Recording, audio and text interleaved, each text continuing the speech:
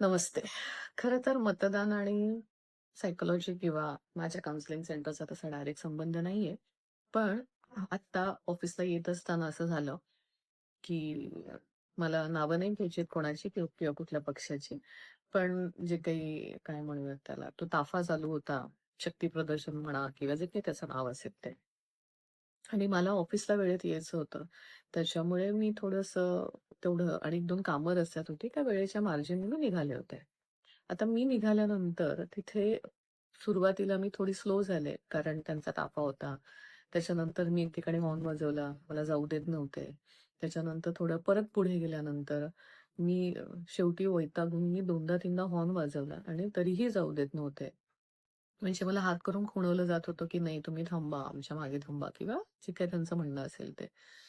आणि मागचा त्यांच्याच ग्रुपमधला माणूस सांगतोय, की "अरे यांना जाऊ दे." तरीही तो मुलगा जाऊ देत नव्हता. जेव्हा की ते मुलं सुद्धा ट्रिपल सीट बाईकवर बसले होते. मग त्याच्यानंतर मागच्यांनी खूप वेळा सांगितलं आणि मी हॉर्न वाजवल्यानंतर त्यांनी मला जायला जागा दिली.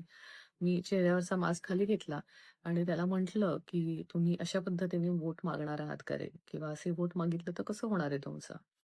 आता प्रश्न असा राहतो, की ते मी आत्ता इथे का बोलावं?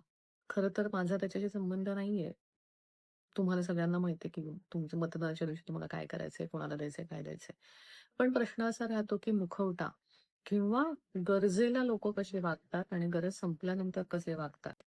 म्हणजे आमच्या भाषेत म्हणजे सायकॉलॉजीच्या भाषेत बोलायचं झालं तर आयडियल सेल्फ आणि रिअल सेल्फ.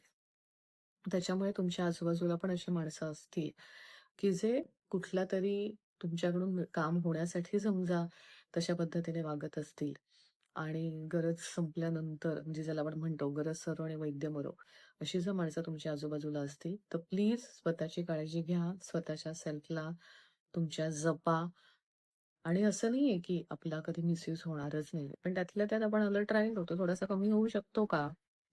एवढाच काय तो भाग काळजीचा असणार. त्याच्यामुळे स्वतःच्या स्वला जपा आणि ऑफकोर्स आपणही असं दुसऱ्यांच्या बाबतीत वागत नाही आहोत ना, तीही काळजी घेऊयात. ठीक आहे? चलो. येस. बाय.